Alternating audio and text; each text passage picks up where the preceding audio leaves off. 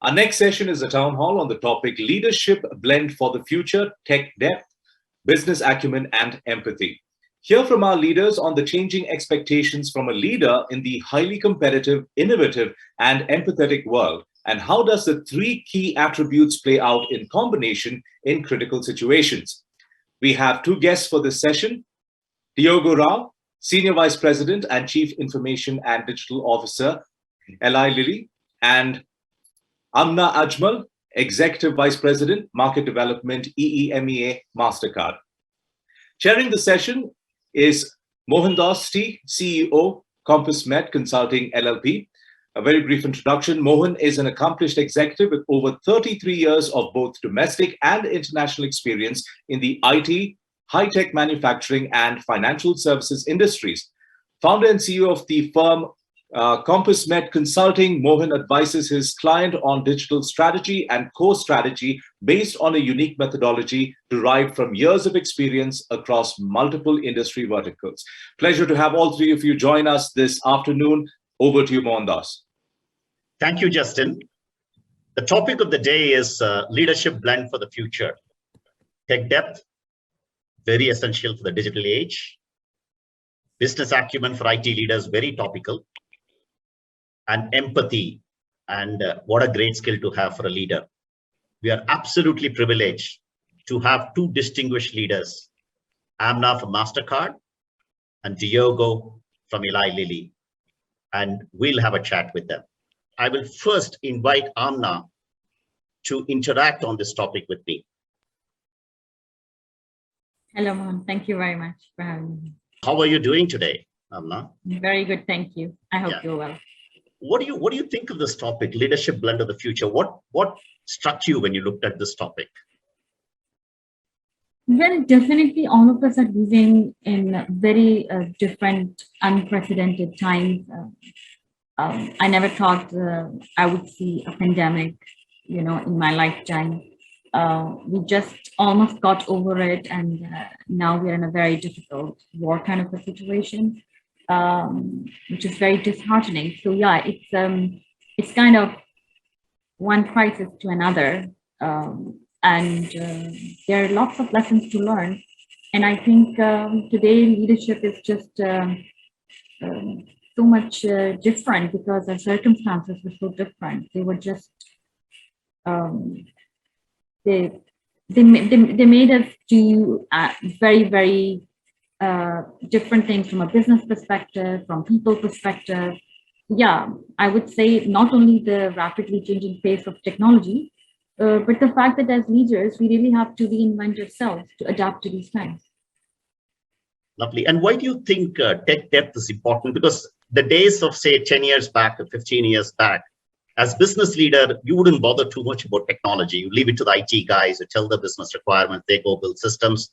But today, you go to any global organization, they think that tech depth is a required skill, even for the CEO and all the business leaders. And why has that change happened, in your view?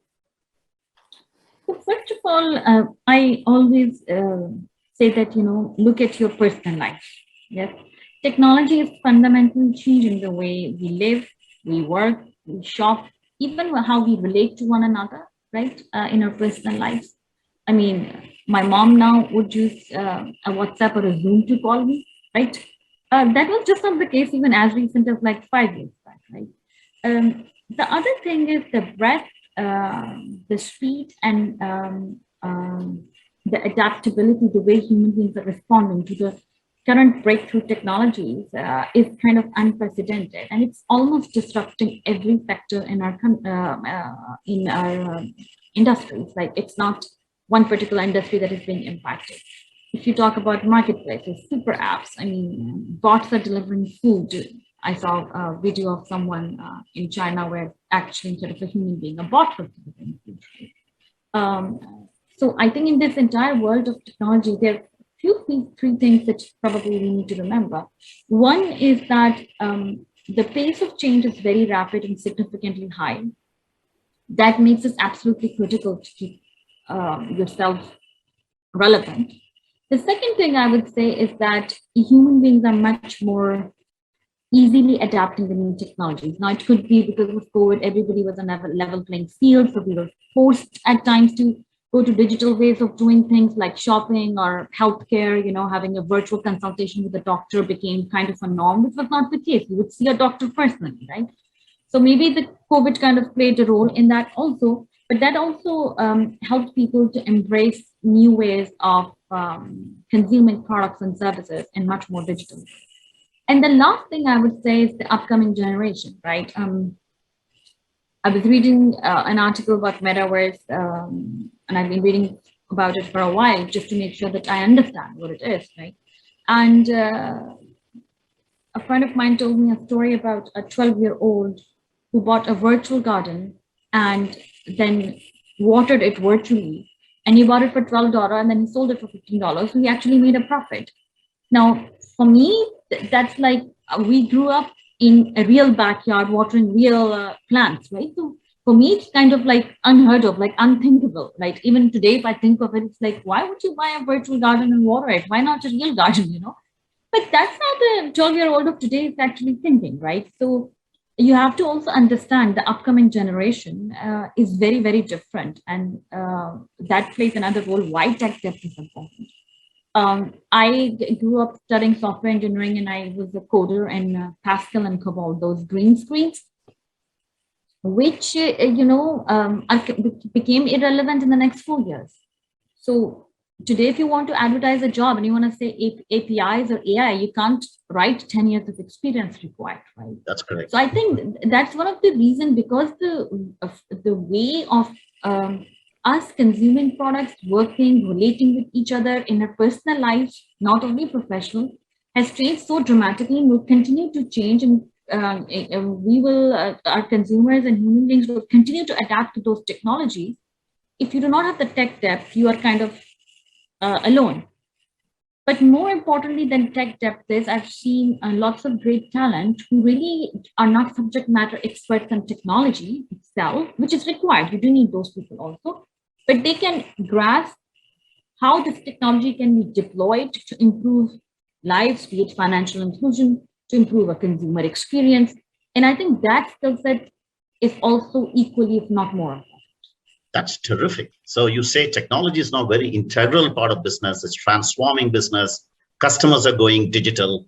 And you expect the technology person not only to be a top of technology, but also understand the application of technology, be it business, human interactions, and so on. And the leaders well know the technology because technology is very much integral. Very quickly, since you talked about the IT professionals, a good segue, how would the support functions like IT, HR, finance develop business acumen? It's pretty intuitive for a role like yours, Amnah.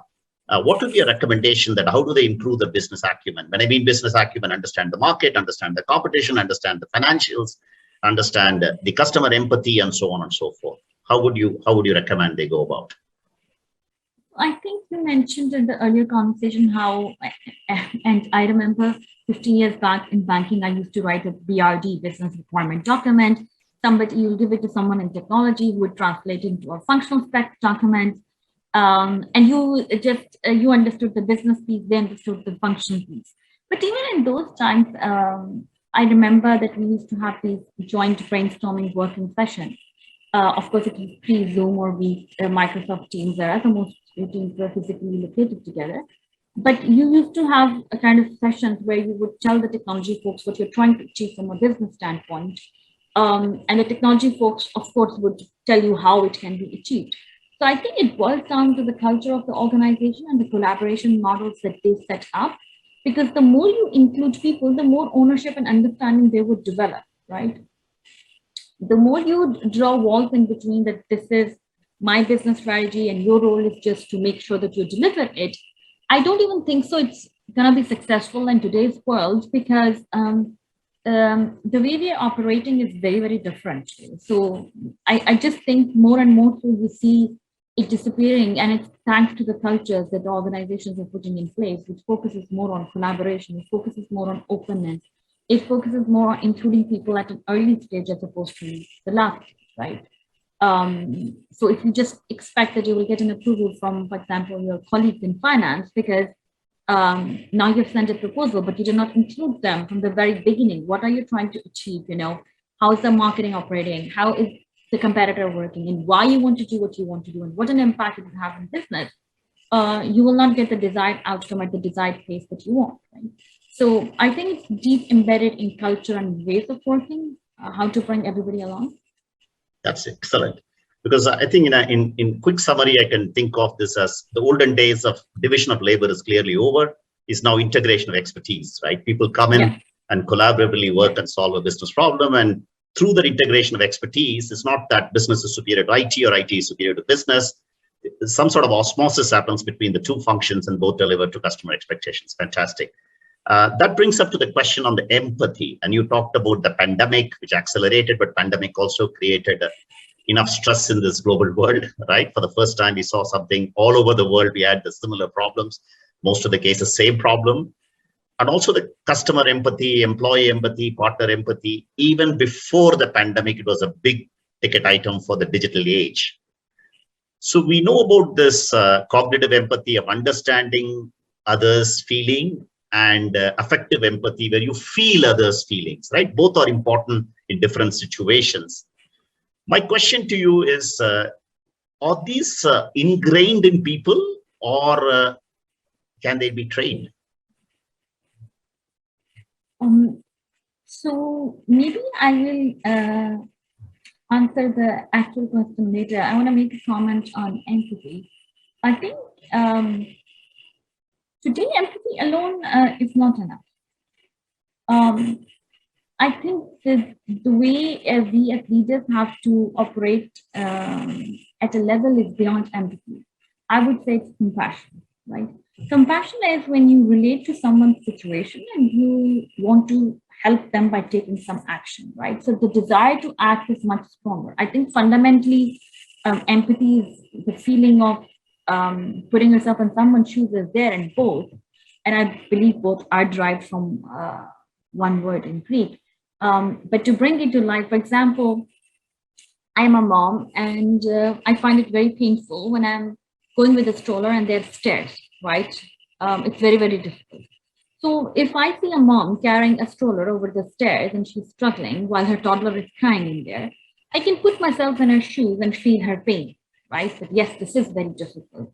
I may also passing by make a comment that, yes, I feel you, it's very difficult. They should have made slower. But when I actually drop my grocery bag on the side and decide to lift her stroller together with her, that's compassion, right? So for me, I think compassion is a fundamental skill that leaders need in today's world.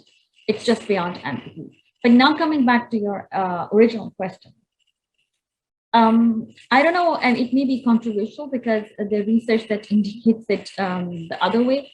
I do think empathy is deeply rooted in your mind, in your upbringing, in the value system in which you were growing up and all. It kind of is more deeper in an inherent desire in you to understand other people's emotions, their situations. And of course, it's different from empathy because here, not only you're able to understand the situation and relate to it, you would like to express that. But I think it's so rudimentary and it's so instinctive that it's hard to teach. But I do think that there's certain behaviors of empathy that can be learned, right? So you, for example, if you're not really born with that capacity, you could be taught that listening skills, be present in the moment. When someone is talking, make sure you're 100% in that moment. You're not on your phone. Your body language, right? How you are showing an openness when somebody is interacting with you, you're not closing or folding your arms, right? So I think those are the kind of behaviors that you can teach people to make sure that they're more accessible and open and they're able to read other people's situation better and empathize. I don't think that the core of empathy itself can be instilled in you. But yes, there's certain behaviors that can be taught. So in the interest of time, 10 seconds, exactly in 10 seconds, what's your advice to thousands of participants in this NASSCOM event? It's my favorite quote. If you change the way you look at things, the things you look at will change. Look at everything from an opportunity and positive perspective, and that's what it will turn out to be. Beautiful. Thank you so much, Amna. And it's such a pleasure to have conversation on this important topic. Thank you so much. We heard from Amna, and I picked up 3 points.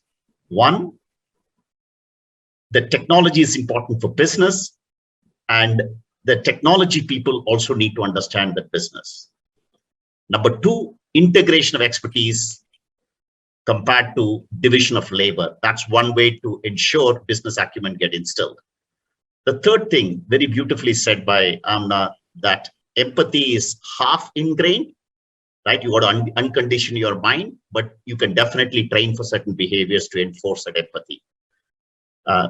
This has been a great session, Amna, and look forward to having similar sessions in the future NASSCOM sessions. Thank you.